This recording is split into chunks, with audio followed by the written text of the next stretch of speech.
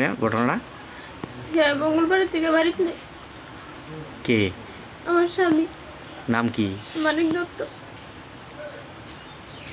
ঝগড়া হয়েছে নাকি কোনো না লাগে? না ফোন টোন করছেন না? না, মোবাইল সুইচ অফ।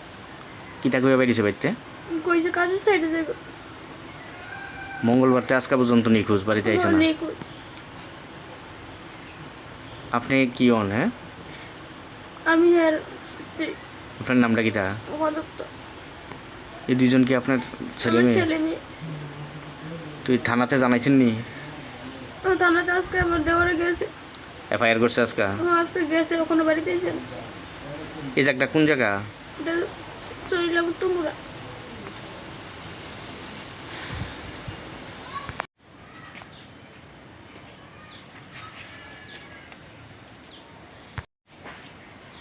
কিটা হয়েছে মাসি আপনার ছেলের? আমি স্যার বন্ধনও গেছিলাম, বন্ধনের থেকে বাড়িতে আসছি 12টা বাজে। আইয়ে দেখছি হ্যাঁ শুয়ে রয়েছে। তারপরে আমার জিজ্ঞাসে মা বন্ধন কি কইছে? আমি কইছি স্যারও তো কইছে 1 লাখ দিল, লেমন 1 লাখ দিত না, টেয়ারা কাটটা রেখে দিব, 70,000 টাকা দিব। তো কইছে 3টার সময় আমি যাইতাম। ও 3টার সময় যাইবা? আমি কইছি হ। তো আমি কাপড় টুপড় সারছি, ঘর আইছি, সেও ঘর আই পড়ছে আমার ছোটোগুলা। তারপরে অনেকক্ষণ পরে আমারতে জিজ্ঞেস করতেছে তার ছেলেকে। তো আমি কইছি এদিকে সাইকেলে ঘোরাফেরা করতেছে। কত হলে আমি কামের সাইডেও আমি যাইতেছি।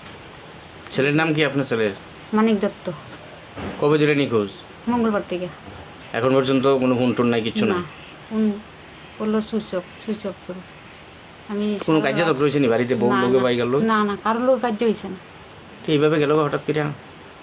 হঠাৎ করে এই জায়গাটা কোন জায়গা? এটা উত্তরমুড়া। চলিলাম উত্তরমুড়া। এরপরে কোনছেন? এরপরে আমি কইতাছি কি বাবু তুমি যাইবা? কহ যাওয়া এতটুকুই কথা আমার ছেলের লোক।